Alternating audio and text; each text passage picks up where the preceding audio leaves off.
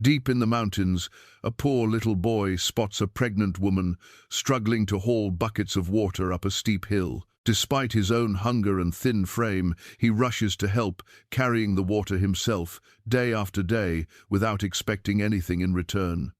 As the seasons change, their unlikely friendship blossoms into a story of kindness that moves the entire valley. When tragedy strikes, the boy's simple act of love becomes the miracle that saves two lives and unites a community long divided by silence. But how does one child's compassion transform an entire mountain community forever? Before we jump back in, tell us where you're tuning in from, and if this story touches you, make sure you're subscribed because tomorrow I've saved something extra special for you.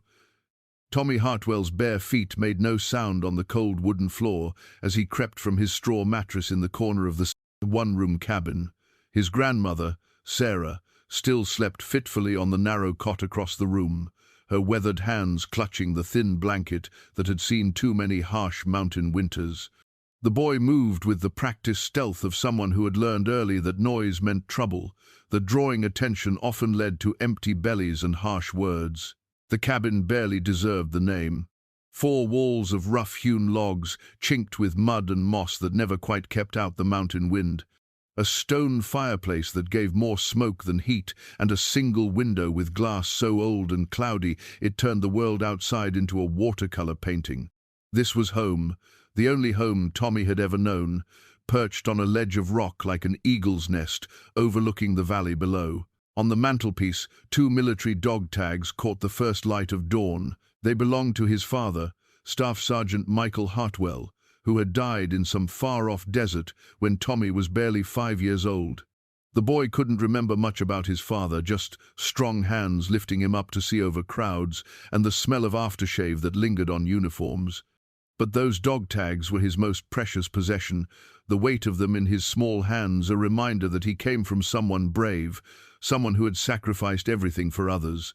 His grandmother had told him the story countless times, usually when the winter nights grew too cold and they huddled together for warmth. How his father had volunteered for one more mission, knowing Tommy's mother was sick, knowing the family needed the extra pay. How he never came home, and how Tommy's mother had died just months later, her grief as consuming as the illness that took her lungs. "Your daddy was a hero," Grandma Sarah would whisper, her voice cracked with age and sorrow. "He died saving others, just like his daddy before him. It's in your blood, boy, the need to help, even when you got nothing left to give." Tommy dressed quickly in clothes that hung loose on his thin frame, 8 years old, but small for his age, all sharp elbows and knobby knees. His pants were held up with a rope belt, and his shirt had been mended so many times it looked like a patchwork quilt. But his eyes burned with an intensity that seemed too old for his face, a determination that had kept him alive when other children might have given up. The mountain community of Cedar Falls was a place where neighbors lived within shouting distance, but rarely spoke above a whisper. Families had settled here generations ago, drawn by the promise of isolation and independence, but somewhere along the way, that independence had curdled into suspicion. People kept to themselves, minded their own business, and asked no questions about the bruises on a child's arms or the empty pantries behind closed doors. Tommy understood this unspoken rule as well as any adult. You didn't ask for help because help meant owing someone, and owing someone meant losing the little bit of pride you had left. You survived on your own, or you didn't survive at all. The strong endured, the weak fell by the wayside, and the mountain claimed what it would. But understanding the rules didn't mean Tommy had to like them. He stepped outside into the crisp morning air, his breath forming small clouds that dissipated quickly in the thin atmosphere. The cabin sat at nearly 7,000 feet, where the air was sharp enough to cut and every breath felt like swallowing ice. Below him, the valley spread out like a green carpet, dotted with the tiny squares of other homesteads, each one isolated by distance and silence. Tommy's daily routine never varied. First, he would check the small garden behind the cabin, looking for any vegetables that might have survived the night's frost. Then he would collect kindling from the sparse woods nearby, careful not to venture too far from home. His grandmother had made him promise never to wander beyond the big pine tree that marked the edge of their small world. On this particular morning, as he gathered sticks and pine cones for the fire, Tommy's attention was caught by movement on the path below. A woman, walking slowly and carefully up the steep trail that led to the old Henderson place. She carried 2 large buckets, one in each hand, and even from his elevated position, Tommy could see the strain in her posture, the way she had to stop every few steps to rest. She was pregnant, very pregnant, and she was struggling. Tommy dropped his armload of kindling and scrambled down the rocky slope, his bare feet finding purchase on stones worn smooth by countless mountain storms. He had never seen this woman before, but something deep in his chest, something that felt like his father's dog tags against his skin, told him that rules about minding your own business didn't apply when someone needed help. The boy reached the path just as the woman set down her buckets for another rest, her hand pressed against her lower back, her face pale with exhaustion. Maria Santos had never imagined that water could feel so heavy. Back in the valley town where she had lived with her husband, water came from a tap with the simple turn of a handle. Here, in this remote corner of the mountains, where she had fled to escape the pitying stares and whispered condolences, water meant a half-mile trek down a treacherous path to the only reliable spring, then the same distance back uphill, carrying 40 pounds of liquid necessity. She paused again, setting the buckets down with a grunt that escaped despite her efforts to remain silent. The baby inside her seemed to grow heavier each day, pressing against her spine and making every step an exercise in endurance. 7 months along now, maybe 8, she had lost track of time in her self-imposed exile, where days blended together in a haze of survival and solitude. The wedding ring on her left hand caught the morning light, its simple gold band worn thin from years of washing dishes and tending garden. She twisted it absently, a nervous habit she had developed since David's death. Her husband had been everything to her: provider, protector, best friend, and lover. When the mine collapse took him along with 6 other men, it had torn a hole in her world so complete that she sometimes forgot to breathe. The insurance money had been enough to buy the abandoned Henderson cabin and live modestly for a year, maybe 2 if she was careful. More importantly, it was enough to disappear from a town where every street corner held memories of the life she would never have again. Here, in the silence of the mountains, she could grieve without an audience, could learn to be alone without feeling lonely. Or so she had thought. The pregnancy had been a surprise, a final gift from David that she discovered 2 weeks after his funeral. At first, the knowledge had brought her a fierce joy, a piece of him that would continue, a reason to wake up each morning. But as the months passed and her body changed, the practical realities of raising a child alone in the wilderness began to weigh on her like stones in her pockets. What kind of mother would she be if she couldn't even carry water without exhausting herself? How would she manage when the baby came? The nearest doctor was 30 miles away, down mountain roads that became impassable in winter. She had no neighbors close enough to call for help, no family who knew where she had gone. The sound of footsteps on the rocky path made her look up sharply. Living alone had made her hyper-aware of every sound, every movement in her peripheral vision. What she saw made her blink in confusion. A boy was scrambling down toward her, barefoot and wearing clothes that looked like they belonged in a charity bin. He couldn't have been more than 8 or 9 years old, all elbows and knees, with dark hair that needed cutting and eyes the color of the deep mountain lakes. He moved with the sure-footed confidence of someone who had spent his entire life navigating these treacherous slopes. "Ma'am," he called out as he reached the path, slightly breathless from his descent, "you need some help with them buckets." Maria's first instinct was suspicion. In her experience, help always came with a price, and she had learned to be wary of unexpected kindness. She studied the boy's face, looking for signs of mockery or ulterior motive, but found only genuine concern and an eagerness to assist that seemed too pure to be anything but authentic. "I'm managing fine, thank you," she said automatically, the polite refusal coming as naturally as breathing. She had been managing fine for months now, thank you very much. Managing fine was what kept her sane, what proved to herself that she could survive this. The boy didn't leave. Instead, he moved closer, his eyes taking in her condition with the matter-of-fact assessment of someone who had seen hardship before. "You're gonna have a baby," he observed, not as a question but as a simple statement of fact. "Yes," Maria said, unsure why she felt compelled to confirm what was obviously visible. "My grandma says carrying babies is hard work, even without hauling water." He gestured toward the buckets with the authority of someone far older than his years. "She says pregnant ladies shouldn't be doing heavy lifting by themselves." Despite herself, Maria found her defensive walls beginning to crack. There was something about this strange child, with his serious expression and adult manner of speaking, that disarmed her usual wariness. "Your grandmother sounds like a wise woman." "She is. She raised me after my mama and daddy died." He said this without self-pity, as if death and loss were simply facts to be acknowledged rather than tragedies to be mourned. "I'm Tommy Hartwell. I live up there." He pointed toward a cabin perched impossibly high on the mountainside. "Maria," she found herself saying, "Maria Santos." Tommy nodded gravely, as if her name were important information to be filed away for future reference. "Nice to meet you, Mrs. Santos. Now, about them buckets." Tommy disappeared behind the cabin and returned within minutes, dragging a coil of rope that looked almost as old as the mountains themselves. Maria watched with growing curiosity as the boy began fashioning some sort of harness, his small fingers working with the practiced skill of someone who had learned to make do with whatever materials were available. "What are you doing?" she asked, lowering herself carefully onto a fallen log to rest while he worked. "Making it easier," Tommy replied, his tongue poking out slightly between his lips in concentration. He looped the rope around his narrow shoulders and chest, creating a crude but functional carrying system.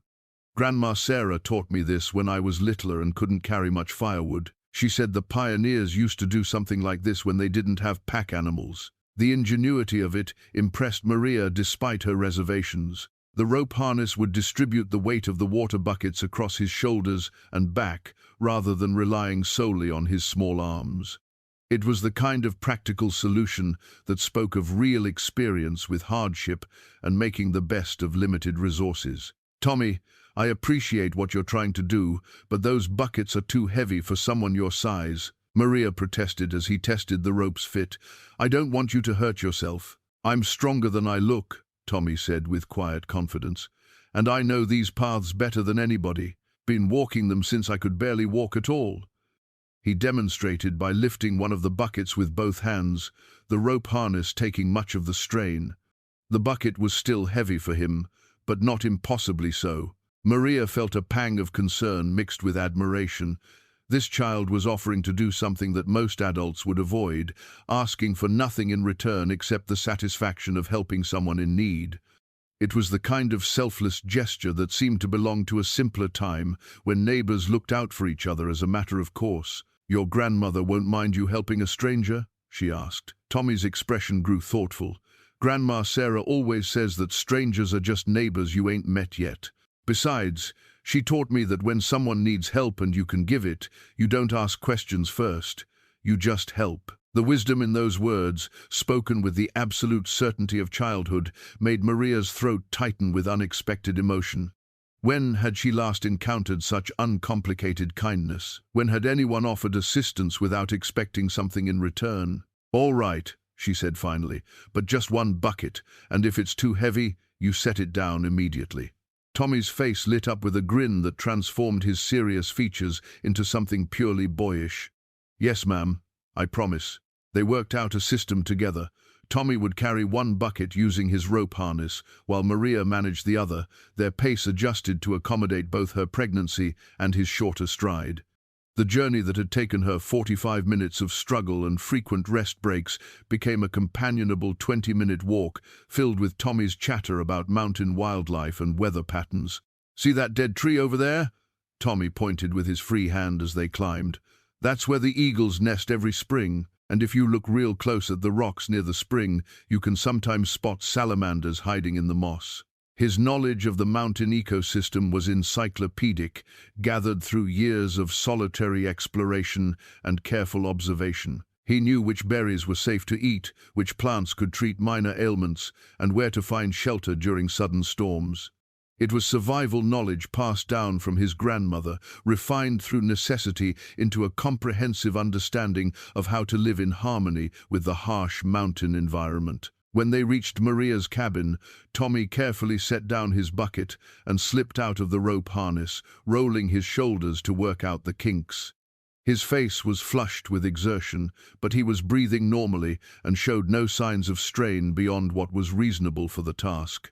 "Same time tomorrow?" he asked, as if they had just concluded a business meeting rather than an act of charity. "Tommy, you don't need to," Maria began. "Yes, I do," he interrupted gently but firmly. "You need the water, and I can help carry it. Seems simple enough to me."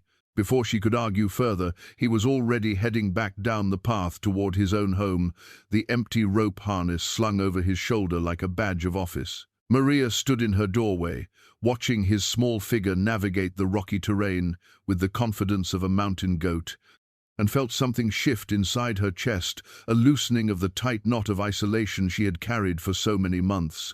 Perhaps survival didn't have to mean complete solitude after all. The old mountain telegraph system hadn't carried actual messages in decades, but the network of watchful eyes and curious neighbors that replaced it was far more efficient than any wire or cable had ever been.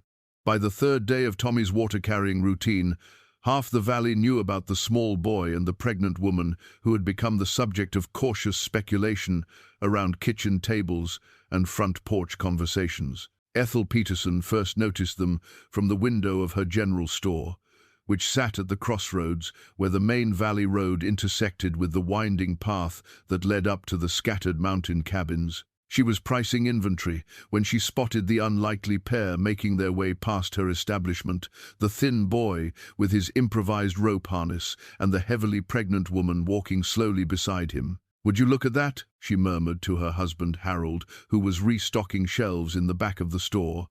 "That's Sarah Hartwell's grandson helping that new woman who bought the Henderson place." Harold joined her at the window, adjusting his wire-rimmed spectacles to get a better look. Mighty young to be hauling water buckets up that steep path. Woman ought to know better than to let a child do her heavy work. "Hush, Harold Peterson," Ethel chided, though her tone carried more affection than reproach. "From the look of things, I'd say the boy volunteered. You know how Sarah raised him to help folks when they need it." The conversation was overheard by Reverend Marcus Clay, who had stopped by the store to collect the week's mail. A tall, spare man with prematurely grey hair and hands calloused from years of building his own church pew by pew, the Reverend had served the scattered mountain community for nearly 2 decades. He listened to the Petersons' exchange with the careful attention he brought to all matters concerning his parishioners. "The Santos woman hasn't been to service yet," he observed quietly. "Grief takes people different ways. Some find comfort in fellowship, others need solitude to heal." "You know about her husband then?" Ethel asked. "Mining accident down in Silverton. Lost 6 men that day, including David Santos.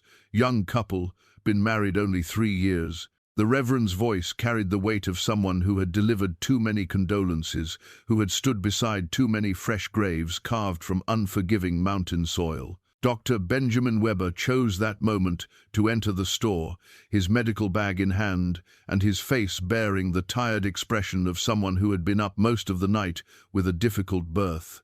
At 62, he was the only physician within 50 miles, a responsibility that had aged him prematurely but never diminished his dedication to the mountain families who depended on his skill. "Morning, Doc," Harold greeted. "We were just talking about that new woman up at the Henderson place, the pregnant one." Dr. Weber's attention sharpened immediately. "How far along would you estimate? I haven't had the chance to introduce myself yet." 7, maybe 8 months from the look of her," Ethel replied.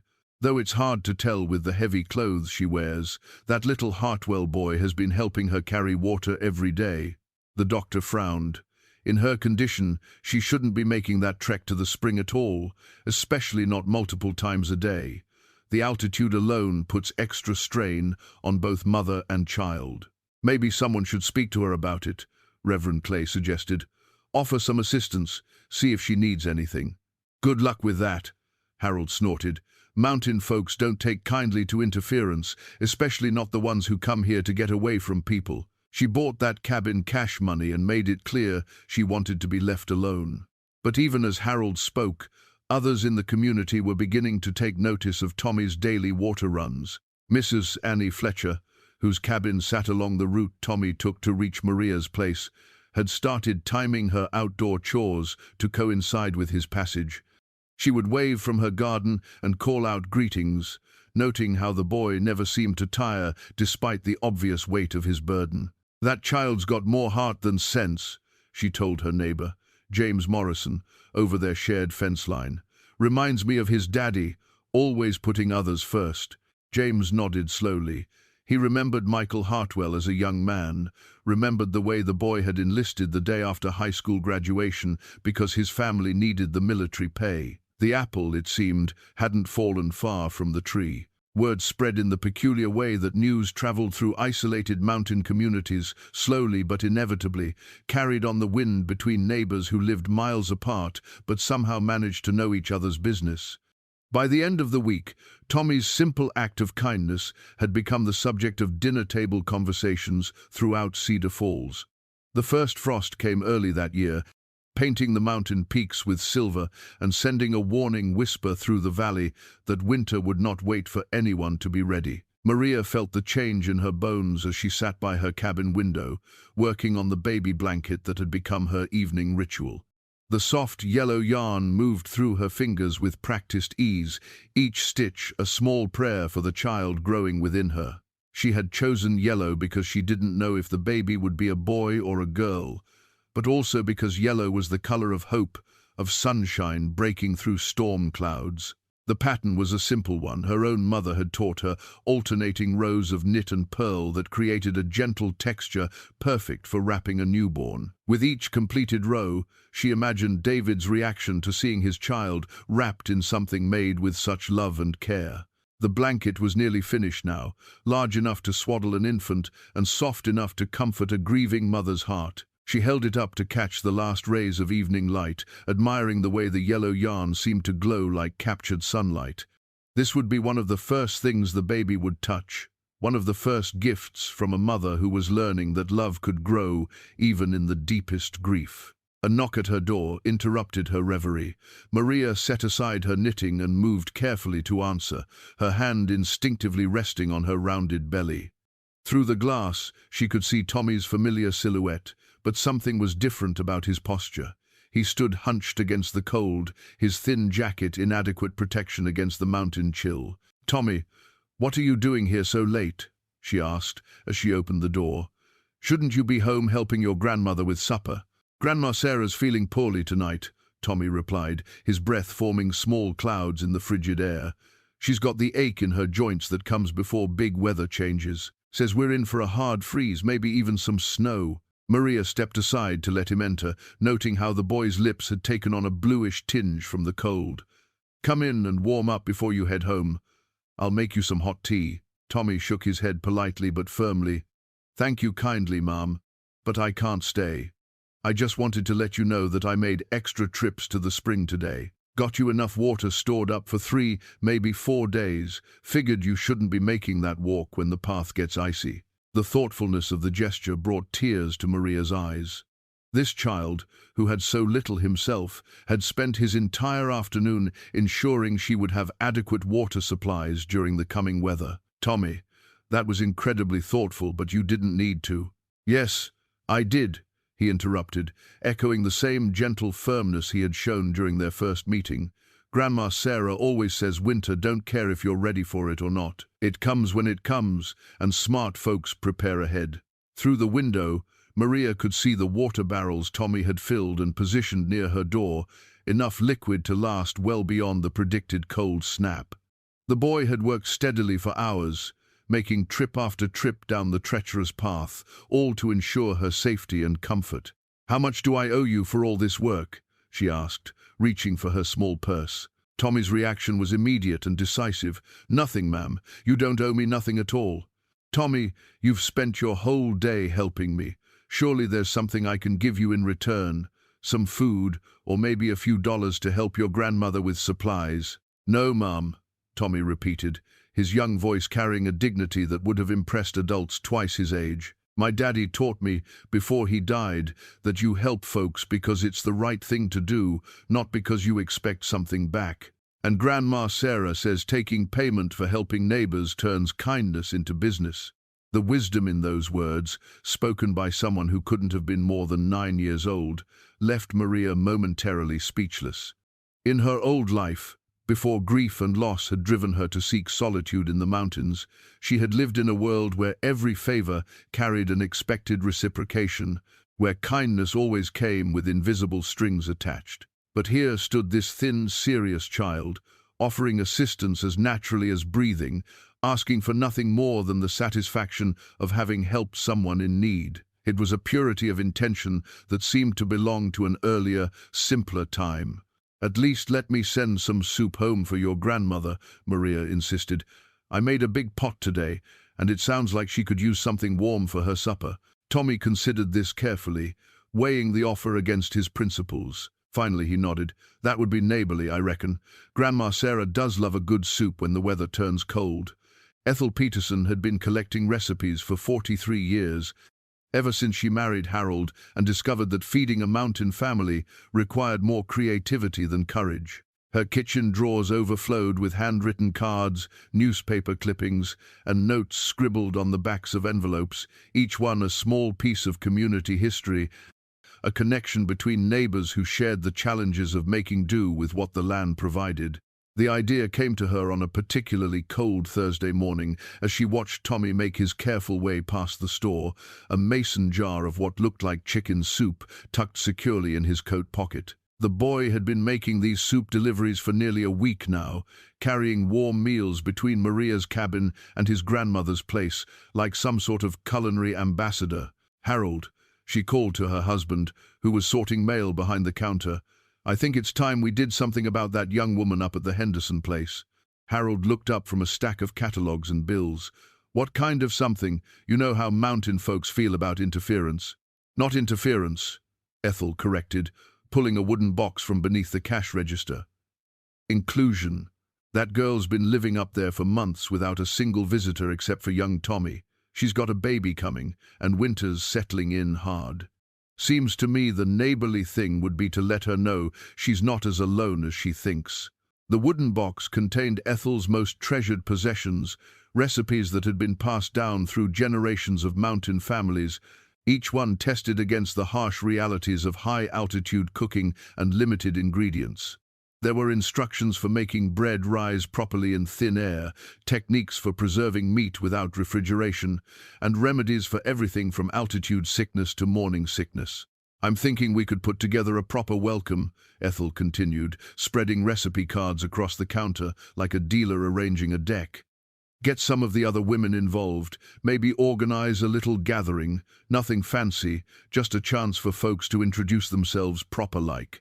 The more she talked, the more the idea took shape in her mind. Not a charity case or a pity party, but a genuine community welcome for someone who had clearly chosen the mountain life, but might not yet understand how mountain communities worked. A chance to transform isolation into belonging, one shared recipe at a time. By noon, Ethel had enlisted Annie Fletcher, whose cabin sat closest to Maria's place and who had been watching Tommy's daily water runs with growing admiration.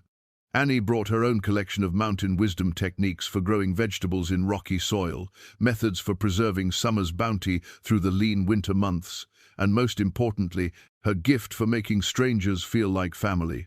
"That boy's got more heart than the rest of us combined," Annie observed as she and Ethel planned their approach. "Carrying water buckets bigger than he is, bringing soup back and forth like he's running his own little restaurant, makes a person wonder what we've all been doing with ourselves." Dr. Weber stopped by the store around 3 o'clock, as was his custom when making his weekly rounds through the valley. He listened to Ethel's plan with the careful attention he brought to all matters affecting his patient's welfare. "Medically speaking, social isolation during pregnancy isn't healthy for mother or child," he said thoughtfully. "The stress of feeling completely alone can complicate delivery and recovery. If you ladies can convince her to accept some community support, it might make all the difference when her time comes." Reverend Clay arrived just as the women were finalizing their plans, drawn by the unusual bustle of activity around the store's front counter.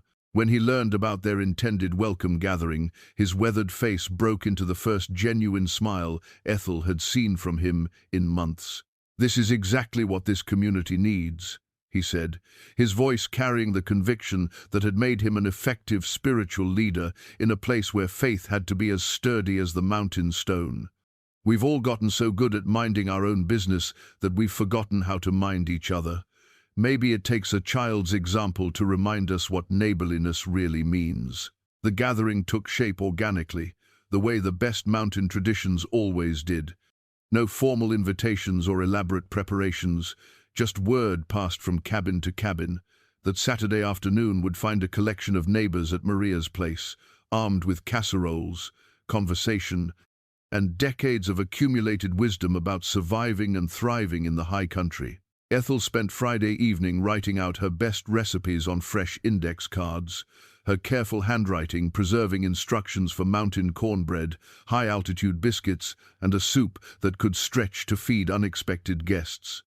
Each recipe came with notes about adjusting for elevation and availability of ingredients, practical wisdom that could mean the difference between a successful meal and a disappointing failure. As she worked, Ethel found herself thinking about Tommy and the simple generosity that had sparked this entire effort. A child's willingness to carry water had somehow grown into something larger, a reminder that communities weren't built by grand gestures, but by small acts of kindness repeated daily until they became as natural as breathing. The weather-worn mountain map spread across Dr. Weber's kitchen table told a story that made his stomach clench with worry. Red pencil marks indicated the locations of his most vulnerable patients, while blue lines traced the winding roads that connected the scattered cabins to the outside world. At the center of it all, a black X marked Maria's location, isolated, pregnant, and completely cut off if the weather turned severe. The radio crackled with increasingly urgent warnings from the National Weather Service. A massive storm system was building in the Pacific Northwest, drawing moisture from the ocean and cold air from Canada into a collision that promised to dump unprecedented amounts of snow across the entire mountain region. The meteorologists were calling it a once-in-a-decade event, the kind of storm that could isolate communities for weeks and turn routine emergencies into life-threatening crises. Dr. Weber traced the route to Maria's cabin with his finger, calculating distances and elevation changes with the grim precision of someone who had navigated these mountains during too many medical emergencies. Under normal conditions, the journey to her place took 40 minutes by truck, assuming the roads remained passable. During a major storm, it could become impossible altogether. His medical bag sat ready by the door, stocked with supplies for emergency deliveries and winter trauma cases. Bandages, antibiotics, pain medication, and most importantly, the portable instruments he would need if Maria went into labor during the storm. At 7 months pregnant, she was still technically premature, but mountain babies had a reputation for arriving on their own schedule, regardless of medical timelines or weather conditions. The phone rang, interrupting his worried calculations. Ethel Peterson's voice carried the tension that seemed to grip the entire valley as news of the approaching storm spread from cabin to cabin. "Doc, have you checked on that Santos woman recently? Harold's been monitoring the weather reports, and this storm looks like it could be a real monster." "I was just thinking the same thing, Doctor," Weber replied, folding the map and tucking it into his coat pocket. "I'll drive up there this afternoon, see if I can convince her to come down to town until this weather passes." "Good luck with that. Mountain folks don't take kindly to being told what to do, especially when it comes to leaving their homes. But maybe you'll have better luck than the rest of us." After hanging up, Dr. Weber gathered additional supplies and loaded them into his truck. If Maria refused to leave her cabin, he wanted to ensure she had everything necessary to weather the storm safely. Extra blankets, emergency food supplies, battery-powered radio, and enough medical provisions to handle basic complications should they arise. The drive up the mountain revealed the first signs of the approaching weather system. Clouds gathered at the peaks like grey wool being spun by invisible hands, and the wind carried the sharp scent of snow that experienced mountain dwellers recognized as surely as sailors read the ocean's moods. By evening, those clouds would descend into the valleys, bringing with them the kind of precipitation that could transform familiar landscapes into alien territories. He found Maria outside her cabin, hanging laundry on a line stretched between two pine trees. Even from a distance, he could see that her pregnancy had progressed significantly since their last encounter. Her movements were careful and deliberate, the characteristic gait of someone carrying substantial additional weight while navigating uneven ground. "Mrs. Santos," he called out as he climbed from his truck. "I'm Dr. Weber. I serve the medical needs of folks in this area." Maria turned to face him, her expression polite but guarded. "Doctor, I'm feeling fine, thank you. The baby's moving regularly, and I haven't had any complications." "I'm glad to hear that," Dr. Weber replied, approaching slowly to avoid seeming threatening. "But I'm actually here about the weather. There's a major storm system heading our way, possibly the worst we've seen in years. I wanted to discuss some precautions." He explained the meteorological warnings with the calm professionalism that had served him well through decades of mountain medical practice. The predicted snowfall amounts, the likelihood of power outages, and the virtual certainty that roads would become impassable for several days, possibly longer. "I'd strongly recommend coming down to town until this passes," he concluded. "I can arrange accommodations, and you'd have immediate access to medical care if needed." Maria's response was immediate and decisive. "Thank you for your concern, doctor, but I've prepared for winter weather. I have adequate supplies and heating fuel." "Mrs. Santos, with all due respect, this isn't ordinary winter weather, and you're not in ordinary circumstances. If you go into premature labor during this storm, I might not be able to reach you in time to help." The words hung in the cold air between them, stark and undeniable.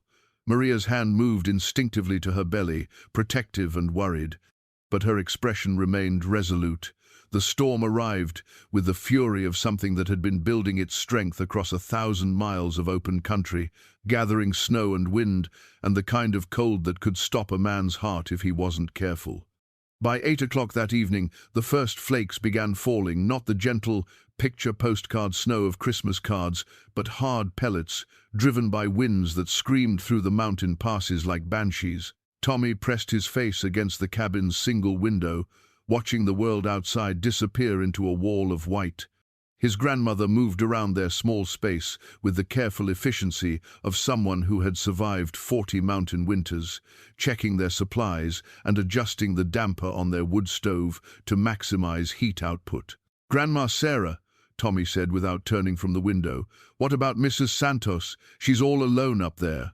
Sarah Hartwell paused in her preparations, her weathered hands still holding the kerosene lamp she had been filling. At 71, she had seen storms that buried cabins completely and winds that could knock a grown man off his feet. This one had the feel of something worse than usual, the kind of weather that turned the mountain into an enemy instead of just a harsh neighbor. "Dr. Weber stopped by this afternoon," she said slowly. "Tried to convince her to come down to town. She wouldn't leave." "We should check on her," Tommy said, finally turning away from the window. His young face was creased with worry that seemed too heavy for someone his age to carry. "Tommy boy, ain't nobody going anywhere in this weather. That wind would knock you off the path before you made it 50 yards, and the snow's coming down so thick you couldn't see your hand in front of your face." But even as Sarah spoke the practical words that mountain wisdom demanded, she felt the same gnawing worry that had taken hold of her grandson. Maria Santos was alone in a cabin that wasn't built for this kind of storm, heavily pregnant and miles from the nearest help. If something went wrong, if the baby decided to come early, if she got hurt, if her heating failed, there would be no way to reach her until the storm passed. The hours crawled by with the peculiar slowness that comes during severe weather, when the normal rhythms of life get suspended by the need to simply endure. Tommy dozed fitfully on his mattress, starting awake every time the wind gusted particularly hard, or when the cabin creaked under the weight of accumulating snow. Sarah sat by the stove, feeding it carefully measured pieces of wood and listening to the storm with the practiced ear of someone who could read weather like other people read books. It was just past midnight when Tommy bolted upright, his eyes wide with the kind of certainty that sometimes comes to children in the dark hours before dawn. "Grandma Sarah," he whispered urgently. "Something's wrong. I can feel it." Sarah looked at her grandson's pale face and felt her own heart skip a beat. She had learned long ago not to dismiss the intuitions that came during mountain storms, when the normal barriers between knowing and sensing seemed to thin like the air at high altitude. "What kind of wrong?" she asked quietly. "Mrs. Santos needs help. Right now, something's happening with the baby." Sarah's practical mind wanted to dismiss this as the imagination of a worried child, but her heart knew better. Mountain families developed instincts about their neighbors, subtle connections that allowed them to sense trouble across vast distances. If Tommy said something was wrong, something probably was. They both heard it at the same time, a sound that cut through the howling wind like a knife through cloth. It was barely audible, more felt than heard, but unmistakable to anyone who had lived long enough in places where human voices were the only defense against absolute isolation. Someone was calling for help. Tommy was already pulling on his boots and coat before Sarah could stop him. "Tommy, no, you can't go out in this. You'll get lost before you're halfway there." "I know these paths better than anybody," Tommy said with the quiet determination that reminded Sarah so strongly of his father it made her chest ache. "And Mrs. Santos needs help. Her baby's coming." "How can you possibly know that?" Tommy paused in his preparations, his small hands stilling on the buttons of his father's old military coat. "I just know, Grandma. The same way you always know when somebody's hurt or scared or needs something. The mountain tells you, if you listen right."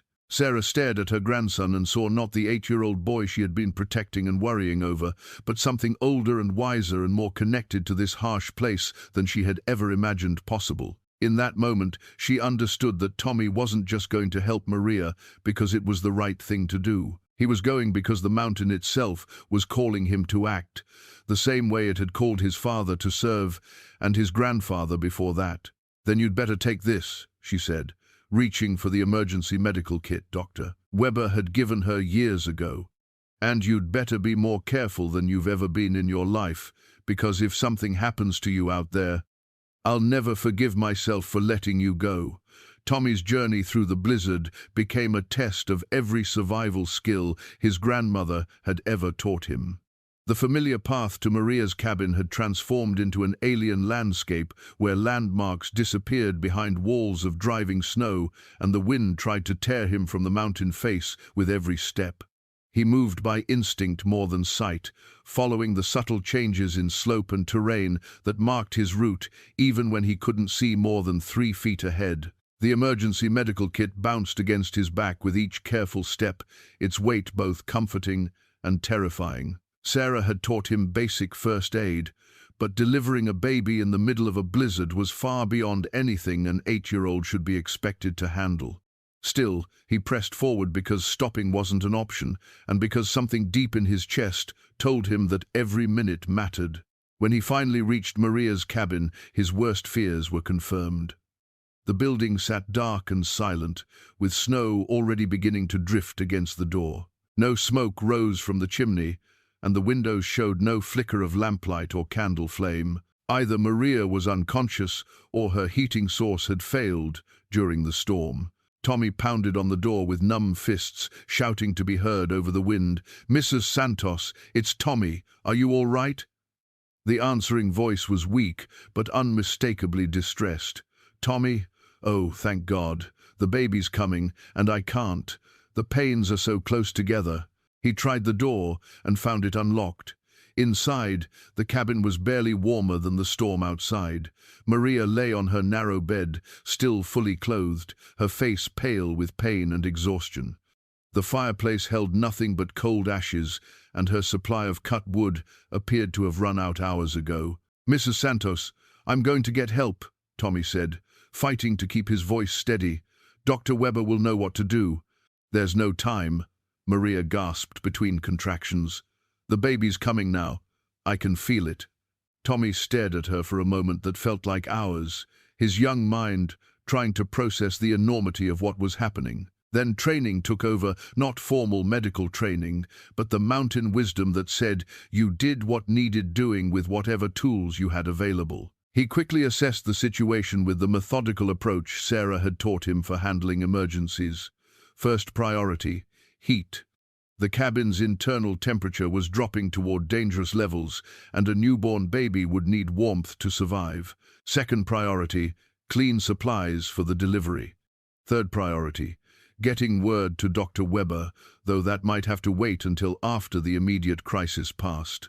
Tommy worked with the focused intensity of someone far older than his years. He rebuilt the fire using techniques his grandmother had drilled into him during countless winter evenings, creating a blaze that began to drive the deadly cold from the small space. He boiled water using Maria's largest pot, sterilizing everything he could think of that might be needed.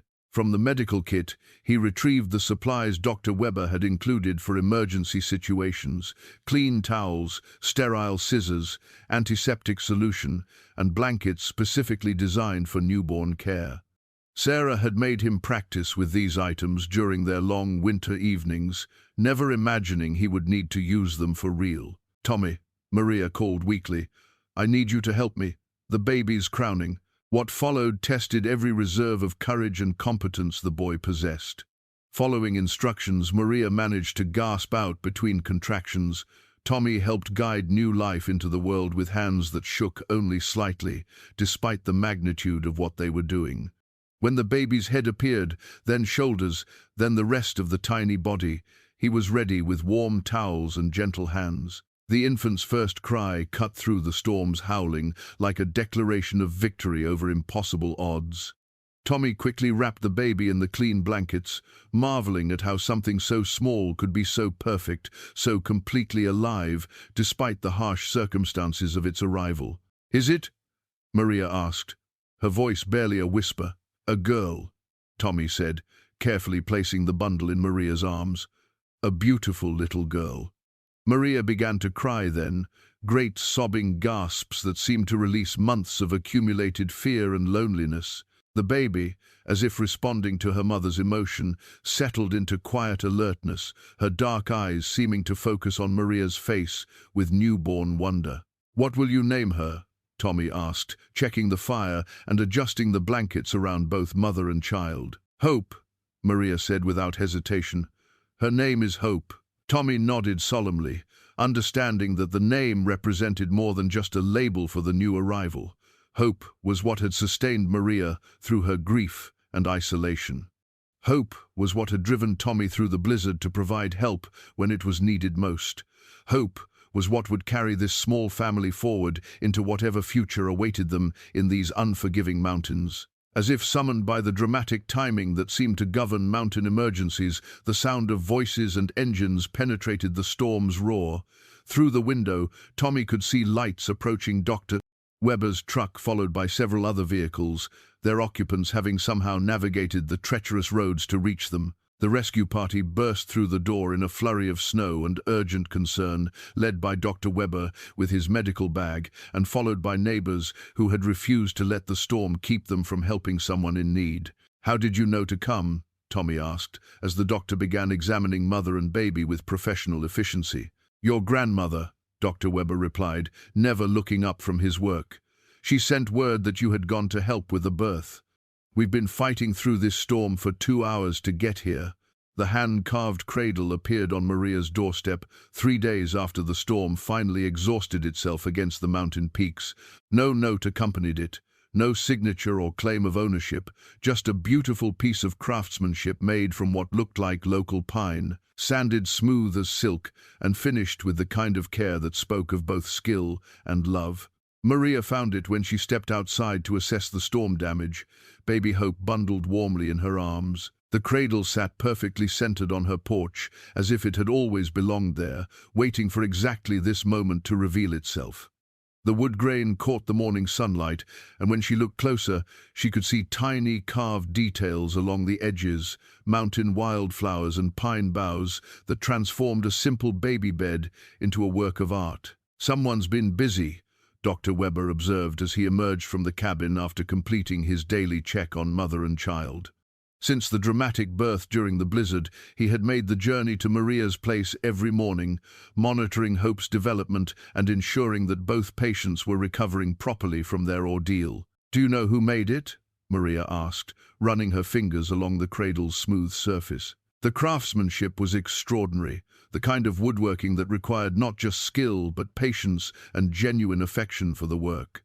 "I have my suspicions," the doctor replied with a knowing smile. "James Morrison used to do fine carpentry before he retired. His wife mentioned he'd been working on a special project in his workshop, spending hours out there every evening since the storm passed. James Morrison lived in a cabin about 2 miles down the valley, close enough to have heard about Hope's dramatic arrival, but far enough away to maintain the mountain tradition of privacy. Like many of the older residents, he had come to Cedar Falls seeking solitude after a lifetime of noise and crowds in the city below. But solitude, Maria was learning, didn't necessarily mean isolation. Tommy arrived for his daily visit just as Maria was carefully lifting Hope into her new cradle for the first time. The baby settled into the curved wooden basin as if she had been designed to fit its exact dimensions, her tiny fists relaxing as the gentle rocking motion lulled her towards sleep. "That's the most beautiful cradle I ever saw," Tommy said with the reverent tone he reserved for truly special occasions. "Hope looks like a princess in there." "She certainly does," Maria agreed, watching her daughter's peaceful expression with the wonder that still surprised her several times each day. Hope had inherited David's dark hair and Maria's stubborn chin, but her eyes were entirely her own, deep brown, and already showing signs of the alertness that promised intelligence and curiosity. Over the following weeks, other gifts appeared with the same mysterious regularity as the cradle. A quilt sewn from scraps of mountain fabrics, each square telling its own story of family history and seasonal celebrations. Jars of preserved vegetables from summer gardens, their contents promising nutrition through the remaining winter months. Hand-knitted baby clothes that fit Hope perfectly, as if their creators had somehow known her exact measurements. Annie Fletcher was the first to break the unspoken conspiracy of anonymous giving. She arrived one morning carrying a basket of fresh bread and wearing the sheepish expression of someone caught in an act of kindness. "Figured you might appreciate something besides canned goods," she said, settling into the chair beside Maria's fireplace with the familiarity of an old friend. "That little one needs her mama to eat proper food." "Annie, you don't need to keep bringing me things," Maria protested, though she accepted the warm loaf gratefully. "I'm managing fine now." "Course you are, but managing fine and living well ain't the same thing." Annie bounced Hope gently on her knee, marveling at how much the baby had grown in just a few weeks. "Besides, it ain't charity if it goes both ways." "What do you mean?" "I mean you've given this community something we didn't even know we were missing. That boy of Sarah's got us all thinking different about what it means to be neighbors. Used to be we'd wave from a distance and mind our own business. Now we're checking on each other, sharing what we have, actually talking instead of just existing in the same general area." The observation surprised Maria because she hadn't noticed the change herself, being too focused on the daily challenges of caring for a newborn. But as Annie spoke, she began to recognize the truth in her words. The gifts weren't charity, they were expressions of a community that was rediscovering its own capacity for connection. "Tommy started something when he decided to help you with those water buckets," Annie continued. "Made us realize we'd gotten so good at being independent that we'd forgotten how to be interdependent. There's a difference, you know. Independence means you can take care of yourself. Interdependence means you understand that taking care of each other makes everyone stronger." Through the window, Maria could see Tommy making his way up the path, his daily visit as reliable as sunrise. He still carried water when she needed it, though Dr. Weber had arranged for regular deliveries from town. More importantly, he had become Hope's unofficial guardian and Maria's closest friend, the bridge between her old life of isolation and a new understanding of what mountain community could actually mean. Spring arrived in Cedar Falls with the kind of dramatic transformation that made even long-time mountain residents pause to marvel at nature's capacity for renewal. Snow that had seemed permanent just weeks earlier melted into rushing streams, and the hillsides erupted in wildflowers that painted the landscape in colors so vivid they almost hurt to look at directly. It was Reverend Clay who first suggested the community garden project. Standing in Ethel Peterson's store on a particularly warm April morning and watching through the window as Tommy taught Hope to recognize different bird songs from her perch in his arms. "Look at that," the Reverend said, nodding toward the unlikely pair. 8 months old, and that baby already knows the difference between a cardinal and a blue jay, all because that boy took the time to teach her. "Tommy's got a gift for sharing what he knows," Ethel agreed, refilling the Reverend's coffee cup from the pot she kept simmering on the store's old wood stove. "Made me think we're probably not making the best use of all the knowledge walking around this valley." "What do you mean?" Ethel gestured toward the collection of people who had gathered for their increasingly regular morning coffee discussions. James Morrison, the retired carpenter who had crafted Hope's cradle. Annie Fletcher, whose preserved vegetables had helped feed half the valley through the harsh winter. Dr. Weber, whose medical expertise extended far beyond human health into veterinary care and herbal remedies. Harold Peterson, whose decades of running the store had given him an encyclopedic knowledge of mountain logistics and supply management. "We've got expertise scattered all over these hills," Ethel continued. "Gardening, woodworking, food preservation, mechanical repair, weather prediction, probably enough practical knowledge to run a small university. But most of us keep it to ourselves, same way we've always done." The idea that emerged from their conversation was elegantly simple, a community garden that would serve not just as a source of fresh food, but as a living classroom where neighbors could share skills and learn from each other. They would pool their knowledge the same way they might pool their tools, creating something larger and more valuable than the sum of its individual parts. The plot markers appeared throughout the valley over the following week, small wooden stakes driven into south-facing slopes and fertile creek bottoms. Each marker bore the name of a family or individual who had committed to participating in the collaborative effort, along with a brief description of what they planned to contribute. Morrison, root vegetables and tool maintenance. Fletcher, herbs and food preservation. Peterson, seeds and supply coordination. Santos, companion planting and child care. Maria's inclusion on the list came as a surprise, since she had never mentioned any particular gardening expertise. When Tommy asked her about it during one of his daily visits, she laughed and shifted Hope to her other hip before answering. "Your grandmother suggested it. Apparently, David used to brag about my vegetable garden back in Silverton, said I could make tomatoes grow in concrete if I put my mind to it." "Could you really?"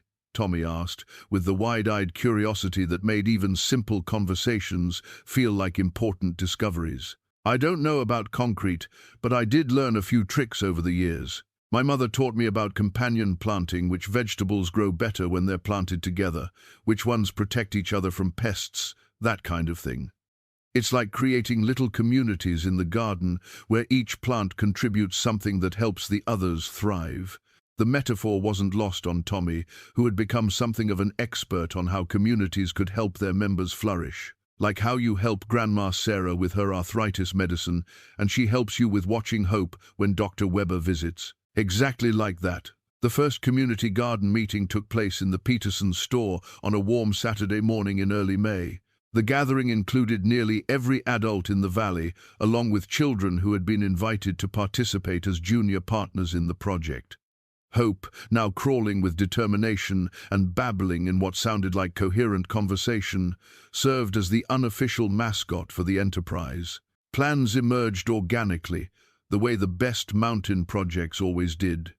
Individual plots would be supplemented by shared areas for larger crops like corn and squash.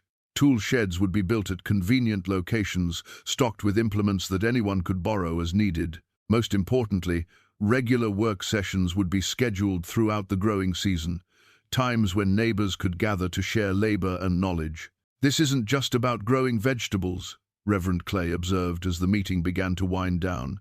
"It's about growing ourselves into the kind of community we want to be." Tommy, who had been listening from his spot on the floor where he was entertaining Hope with wooden blocks, looked up with the serious expression that always preceded his most profound observations. "Grandma Sarah says gardens teach you patience," he said, "but I think they teach you something else too. They teach you that taking care of things together makes them grow better than taking care of them alone."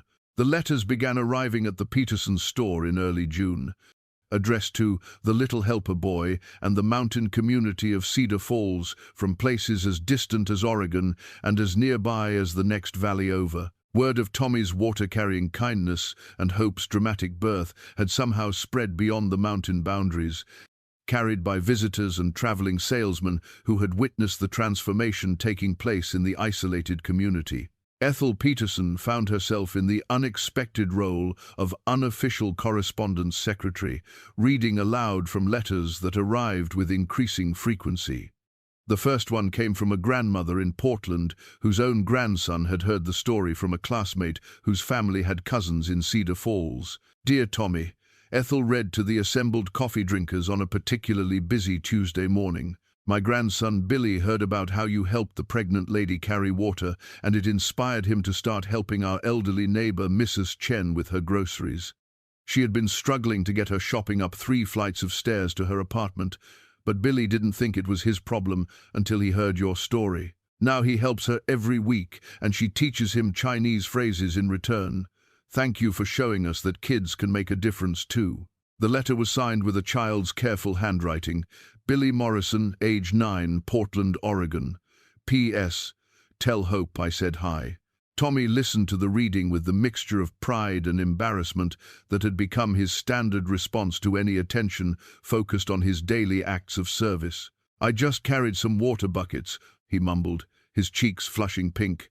"Anybody would have done the same thing." "That's where you're wrong, son," Harold Peterson said gently. "Most folks would have walked right past, too busy with their own problems to notice someone else struggling. You saw a need and filled it, simple as that. But simple doesn't mean it wasn't special."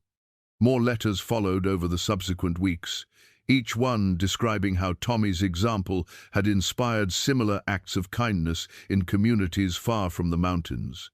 A teacher in Denver had started a program where students identified neighbors who needed help and organized assistance projects. A church group in Wyoming had been motivated to expand their community outreach after hearing about the mountain valley's transformation from isolation to connection. Dr. Weber brought perhaps the most significant letter when he arrived for his weekly rounds. It came from the University of Colorado's Sociology Department, where a professor named Dr.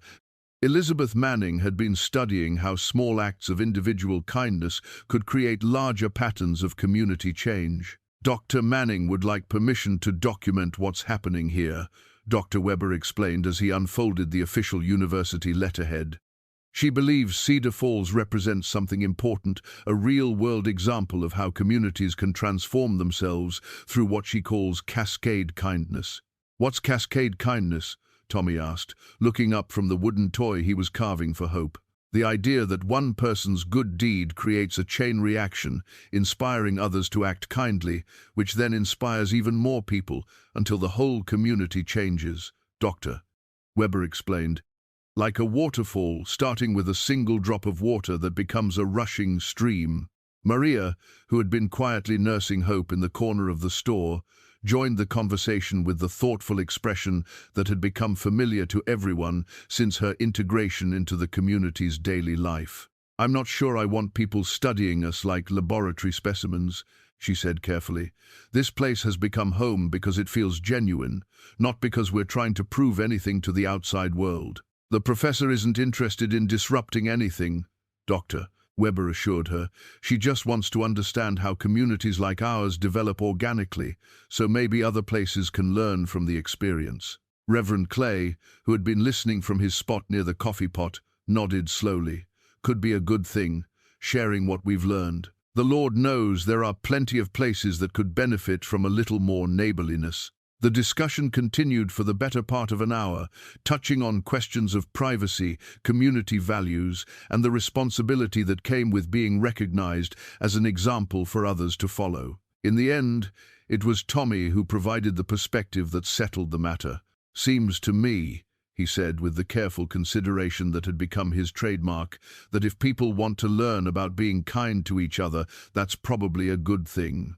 We ain't doing anything secret or special, just helping folks when they need it. If that's worth studying, maybe it means more people will start doing the same thing." The wisdom in those words, spoken by someone who had just turned 9 years old, reminded everyone present why their community had attracted outside attention in the first place. They had stumbled onto something genuinely valuable, not through any grand plan or sophisticated strategy, but through the simple recognition that caring for each other made everyone's life better. By the end of the meeting, they had agreed to cooperate with Dr. Manning's research, with the understanding that Cedar Falls would remain a real community first and a case study second. The outside attention was flattering, but the most important changes had already taken place in the daily interactions between neighbors who had learned to see each other as family. Hope's first steps came on a crisp October morning, exactly 1 year after the blizzard that had brought her into the world. She had been pulling herself up on furniture for weeks, cruising along the edges of tables and chairs with the determined expression that reminded everyone of her mother's stubborn streak. But on this particular day, with autumn sunlight streaming through Maria's kitchen window, she finally let go and took 3 wobbly steps toward Tommy's outstretched hands. "Did you see that?" Tommy shouted, his voice cracking with excitement as he caught the toddling baby in his arms. Hope walked. She really walked. Maria rushed from the stove, where she had been preparing lunch, tears of joy streaming down her face as she watched her daughter's milestone moment. Hope, oblivious to the significance of her achievement, giggled and clapped her hands before immediately demanding to be set down so she could try again. The tiny white shoes that had supported Hope's first independent journey were specially made, crafted from soft leather by James Morrison, using techniques he had learned from his own grandfather decades earlier. They were designed to protect delicate feet while allowing maximum flexibility, with non-slip soles that provided just enough grip on the cabin's wooden floors. "Those shoes will need to go in the time capsule," Sarah Hartwell observed from her chair by the fireplace, where she had been watching the historic moment with the satisfaction of someone who had helped raise the boy responsible for this child's presence in their lives. Future generations should know what Hope was wearing when she took her first steps in Cedar Falls. The time capsule project had been Sarah's idea, proposed during one of the community's regular Sunday gatherings as a way to document the changes that had transformed their isolated valley into something resembling an extended family. The capsule would be buried during the Harvest Festival, scheduled for the following weekend, to celebrate both the autumn bounty and the first full year of their collaborative community garden. Tommy, now 9 years old and noticeably taller than he had been during the previous winter's crisis, had taken charge of collecting items and stories for the time capsule. His natural leadership abilities had evolved alongside his physical growth, and other children in the valley had begun looking to him for guidance on everything from playground disputes to weekend adventure planning. The contents of the time capsule reflected the community's transformation in tangible ways. There were photographs of the garden project, showing neat rows of vegetables tended by neighbors working side by side, recipe cards documenting the food preservation techniques that had allowed families to share their harvest abundance, letters from outside communities that had been inspired by Cedar Falls' example of mutual support. Most importantly, there were personal testimonies from each family describing how their lives had changed since the arrival of Maria and Hope, and the catalyst role played by Tommy's simple decision to help carry water buckets up a mountain path. Dr. Weber contributed a medical report documenting the improved health outcomes that had accompanied the community's increased social cohesion. Fewer cases of depression during the winter months, reduced incidents of domestic accidents, and an overall sense of well-being that seemed to translate into measurable physical benefits for residents of all ages. "Social isolation is a real health risk," he explained, as he sealed his contribution in a waterproof envelope. "What we've accomplished here proves that community connection isn't just emotionally satisfying, it's medically beneficial. People live longer, healthier lives when they feel genuinely cared for by their neighbors." The economic improvements were equally impressive, though they had developed so gradually that many residents barely noticed them until Harold Peterson compiled his annual store receipts. Bulk purchasing for the community garden had reduced individual food costs. Shared tool ownership meant families didn't need to buy equipment they used only occasionally. Most significantly, the bartering system that had emerged alongside the formal economy allowed people to trade skills and services in ways that stretched everyone's resources further. "We're not just surviving up here anymore," Harold told his wife as they reviewed the year's financial records. "We're actually prospering, and we're doing it together instead of in spite of each other." Ethel nodded, remembering the isolation and mistrust that had characterized Valley life before Tommy's act of kindness had begun the transformation. It's funny how something that started with an 8-year-old boy carrying water buckets turned into all this. The Harvest Festival itself became a celebration of more than just agricultural success. Families contributed dishes made from garden produce, creating a feast that showcased both individual cooking skills and collective growing expertise. Children performed skits depicting the previous year's dramatic events, with particular attention to Hope's birth during the blizzard and Tommy's heroic journey through the storm. As the evening wound down and neighbors began the process of burying the time capsule in a carefully chosen location near the community garden, Tommy found himself standing apart from the group, holding Hope on his hip while she played with the buttons on his jacket. "What are you thinking about?" Maria asked, joining him in his quiet observation of the festivities. "Just wondering what Hope will think when she's old enough to understand all this," Tommy replied. "Whether she'll remember that she was the reason everything changed, even though she was too little to know it at the time."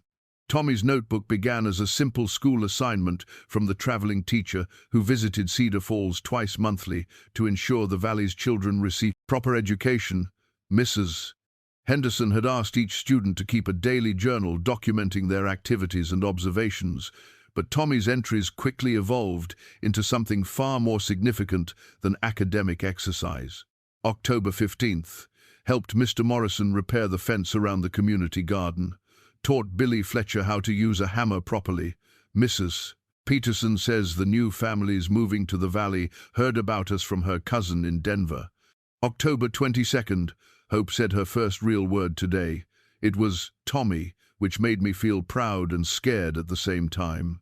Maria says, "I'm the closest thing to a big brother Hope has, so I better set a good example." November 3rd, fixed Mrs. Chen's water pump with Harold Peterson. She paid us with homemade noodles and stories about China. Sometimes helping people teaches you more than school does. The entries continued daily, documenting not just Tommy's own activities, but the expanding network of mutual assistance that had grown throughout the community.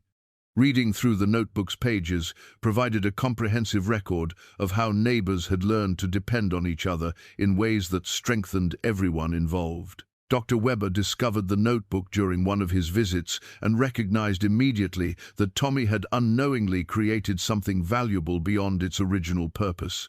"This is a perfect example of what sociologists call social capital development," he told Maria as they reviewed several months' worth of entries. Tommy's documenting how communities build trust and cooperation through repeated positive interactions. The notebook's value became even more apparent when Dr. Manning from the University of Colorado visited to conduct her research. She spent 3 days in Cedar Falls, interviewing residents and observing community interactions, but it was Tommy's detailed daily records that provided the clearest picture of how their transformation had occurred. "These entries show the incremental nature of social change," Dr. Manning explained during her final evening in the Valley. "Most people assume community development happens through dramatic events or formal programs. But Tommy's documentation proves that real change comes through countless small interactions that build trust over time." The community time capsule ceremony had been planned for the Saturday of Dr. Manning's visit, allowing her to observe how the Valley residents chose to preserve their collective memory. The capsule itself was a sturdy metal container donated by Harold Peterson, large enough to hold several dozen items, but small enough to be buried without requiring heavy machinery. Each family contributed something meaningful to the collection. The Petersons included a photograph of their store during the community's first Harvest Festival, showing neighbors gathered around tables laden with garden produce. Annie Fletcher added a handwritten recipe for her famous preserves, along with detailed instructions for the food preservation workshops she had been teaching throughout the Valley. Dr. Weber contributed a medical summary documenting the health improvements that had accompanied increased social cohesion, while Reverend Clay included a sermon about the theological significance of neighbor helping neighbor. James Morrison added wood shavings from Hope's cradle, symbolic of the craftsmanship that had flourished as residents began sharing skills and tools. Tommy's contribution was the most personal and perhaps most valuable item in the collection. Along with his daily notebook, he included a letter addressed to future residents of Cedar Falls, written in his careful 9-year-old handwriting. "Dear people who find this someday, my name is Tommy Hartwell and I am 9 years old. I started helping Mrs. Santos carry water because it seemed like the right thing to do. I didn't know it would change everything. But Grandma Sarah says sometimes the most important things start small and grow big if you take care of them properly. If you are reading this, it probably means our community is still here and still helping each other. I hope you remember that none of this happened because somebody made a rule or started a program. It happened because we decided to care about each other, one person at a time, one day at a time. Hope is too little to write her own letter, but I think when she grows up, she will understand that she was the reason we all learned to be better neighbors. Sometimes babies teach adults things without meaning to. The most important thing I learned is that helping people feels better than anything else you can do, even when it's hard work or scary, or you don't get anything back for it. Maybe especially then. I hope you keep helping each other the way we learned to do. It makes everything better, even the hard parts." The letter was signed with Tommy's full name and dated carefully, creating a permanent record of the wisdom he had gained through his role as the community's unofficial conscience and example setter. As the metal capsule was lowered into its resting place near the community garden, covered with mountain soil and marked with a simple stone cairn, the assembled neighbors understood they were preserving more than just artifacts and memories. They were documenting proof that isolated individuals could choose to become caring communities, one act of kindness at a time. The transformation of Tommy from helper to teacher happened so gradually that he barely noticed it himself. One day he was carrying water buckets up mountain paths, and seemingly the next he was standing in front of a group of children from 3 different valleys, explaining the proper technique for building stone cairns that could withstand winter storms.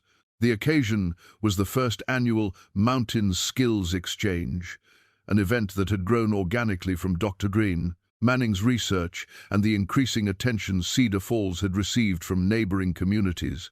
What began as a simple invitation for other mountain families to visit and observe their community garden had evolved into a weekend-long gathering where children and adults shared practical knowledge across traditional territorial boundaries. Tommy's workshop on acts of kindness documentation drew participants ranging in age from 6 to 16, all eager to learn how his simple daily journal had become a model for community development tracking. He stood at the front of the Peterson store's meeting room, feeling simultaneously proud and overwhelmed by the attention focused on his methods. "The important thing isn't writing fancy words," Tommy explained, holding up his well-worn notebook for everyone to see. "It's keeping track of what you did and why you did it. Sometimes you don't realize how much small things matter until you write them down and look back later." A 12-year-old girl from the next valley raised her hand. "What if you help someone and they don't help you back? Do you still write it down?" "Especially then," Tommy replied without hesitation. "The point isn't keeping score. It's remembering that helping people is important even when nobody notices or says thank you." Maria watched from the back of the room, holding 2-year-old Hope on her lap, while the toddler played with wooden blocks that Tommy had carved during their quiet evening hours. The sight of the boy who had saved her life now, teaching others how to replicate his methods, filled her with a complex mixture of pride, gratitude, and wonder at how completely their lives had intertwined. After the workshop concluded, several of the visiting children approached Tommy with questions that revealed how far his influence had already spread. A 10-year-old boy from Wyoming had started his own water-carrying service for elderly neighbors in his town. A girl from Colorado had organized a tool-sharing program at her school after hearing about Cedar Falls community equipment policies. "I tried to start a kindness notebook like yours," confided an 8-year-old from Montana, "but I don't know what to write about. Nothing I do seems as important as helping a pregnant lady."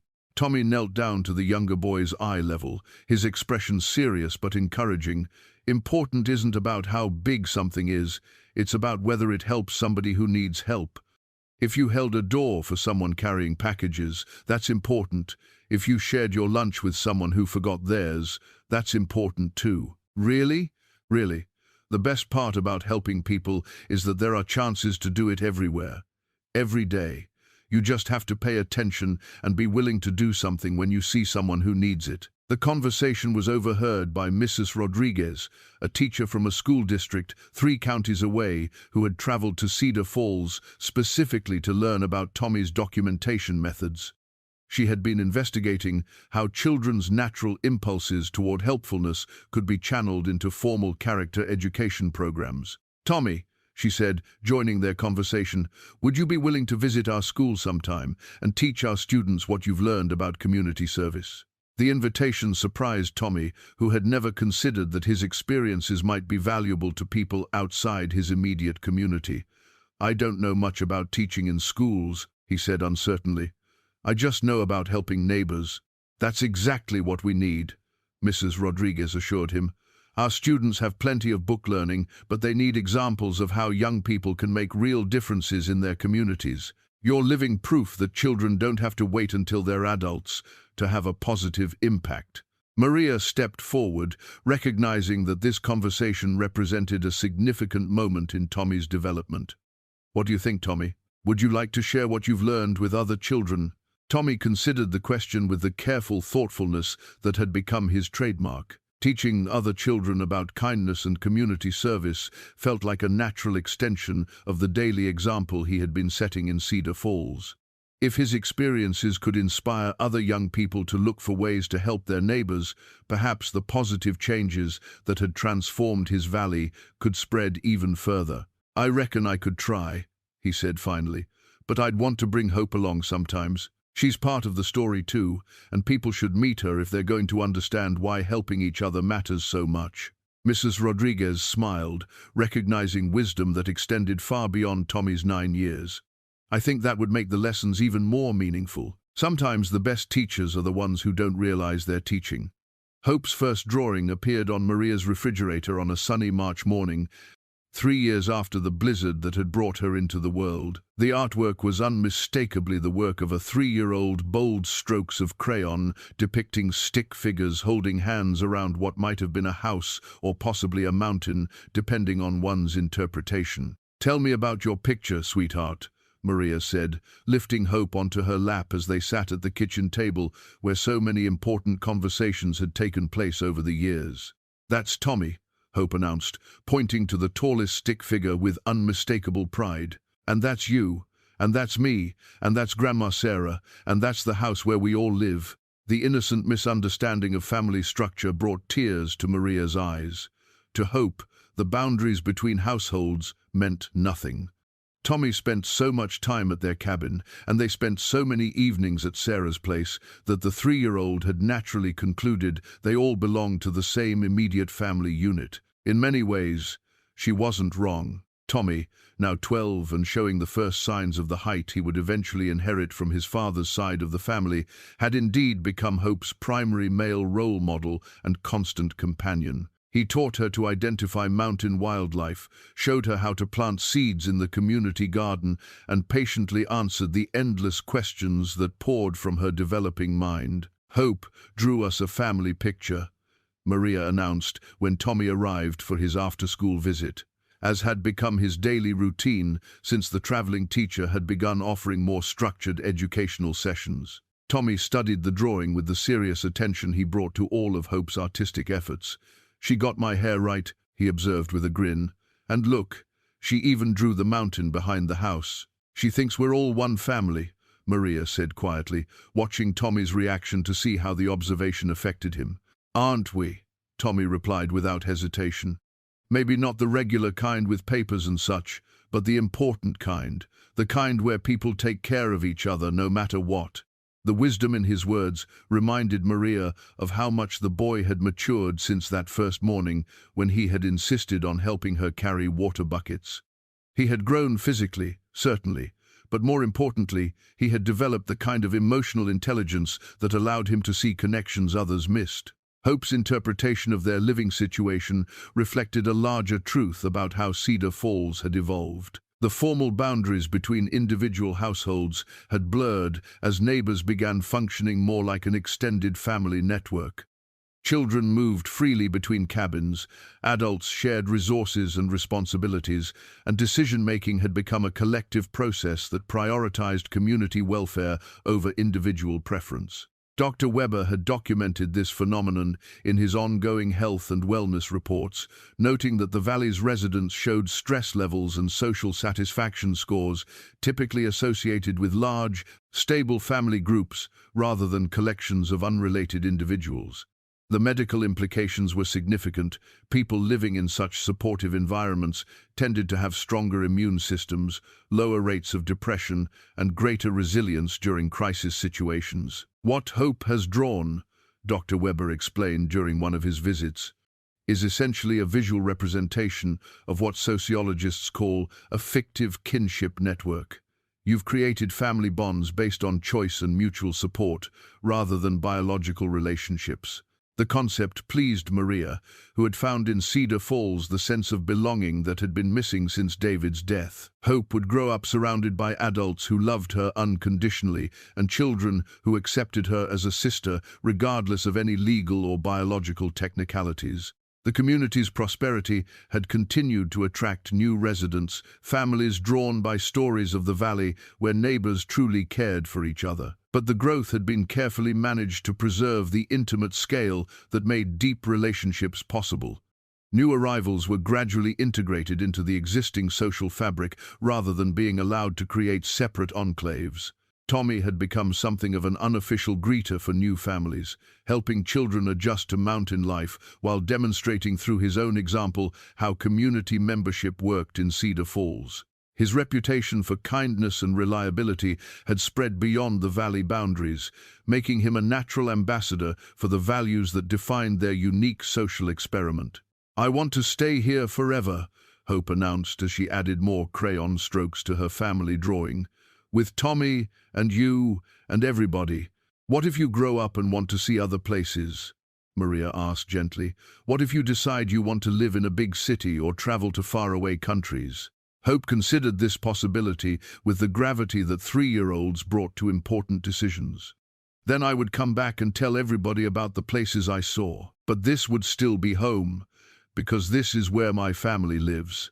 Tommy nodded approvingly. "That sounds like a good plan, Hope.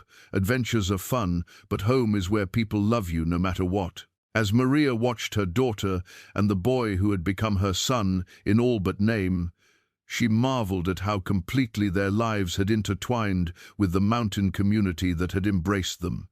Hope's drawing might look like simple crayon strokes to an outsider, but to Maria it represented the deep connections that made survival not just possible, but joyful. The picture remained on the refrigerator for months, a daily reminder that family could be defined by love and choice rather than blood and law, and that home was wherever people committed to caring for each other through all of life's seasons. The new community welcome sign stood at the entrance to Cedar Falls like a promise carved in mountain pine, its hand-painted letters declaring where neighbors become family to anyone approaching the valley. Below the main message, smaller text credited the sign's creation to the Little Mountain Helper Program, established 2019. Founders Tommy Hartwell and Hope Santos. 5 years had passed since Hope's dramatic birth during the blizzard, and the transformation of Cedar Falls from isolated community to model of rural cooperation was now complete.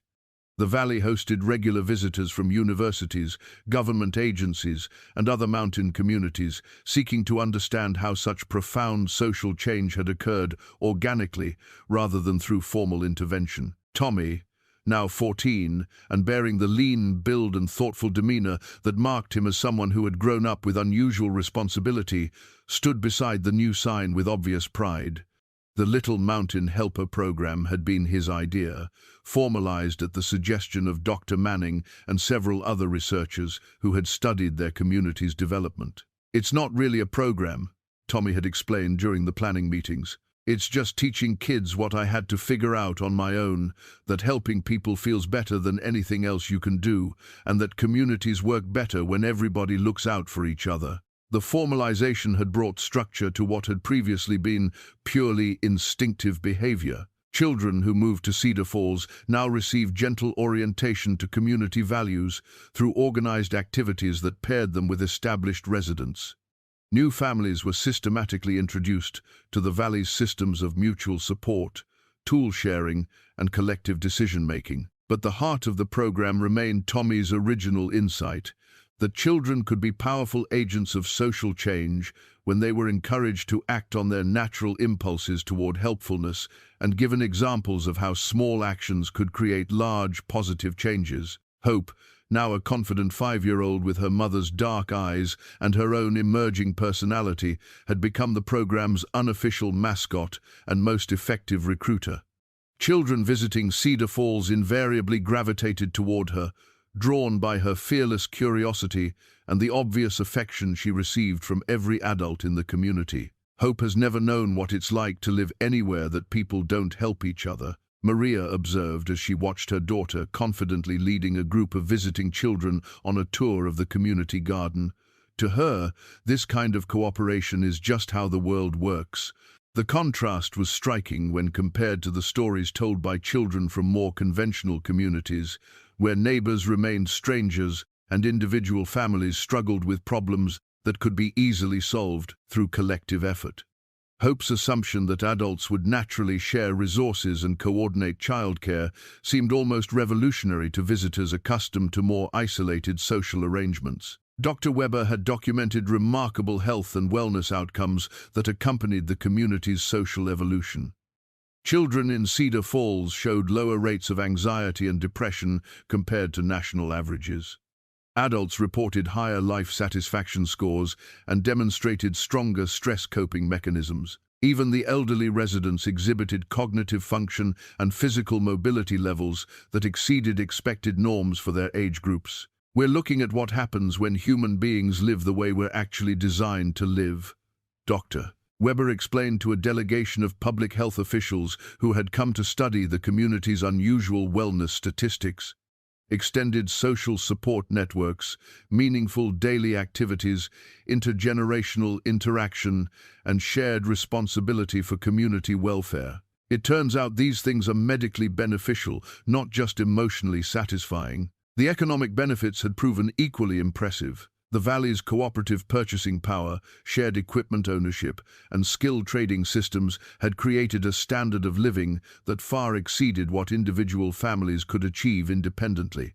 But more importantly, the economic cooperation had fostered deeper social bonds that made the community resilient during difficult periods. Tommy's role had evolved from water carrier to community leader, though he wore the responsibility lightly and continued to approach problems with the same straightforward practicality that had characterized his initial decision to help Maria. At 14, he was already being asked to speak at conferences and contribute to academic papers about rural community development. "I still don't understand why people think what we do here is so special," he told Maria during one of their regular evening conversations. "It just seems obvious that life is better when people care about each other." "That's exactly why it's special," Maria replied, watching Hope play with wooden blocks that Tommy had carved years earlier. "Most places have forgotten how obvious it should be."